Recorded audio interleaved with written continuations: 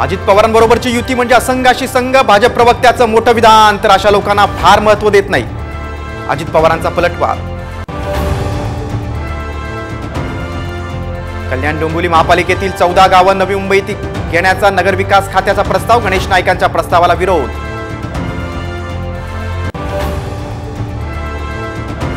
गेल्या 24 तासात मंत्री तानाजी सावंतांची 2 वादग्रस्त विधानं, मुख्यमंत्री शिंदे सावंतांवर नाराज असल्याची माहिती.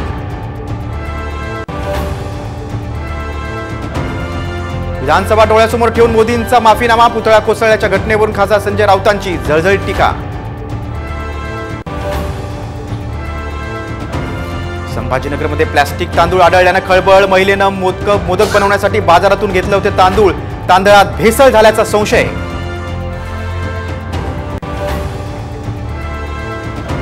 आणि लालबागमधील चिंतामणीच्या जल्लोषात आगमन, आज आणि उद्या अनेक मोठ्या गणेशोत्सव मंडळांच्या बाप्पांचं आगमन होणार.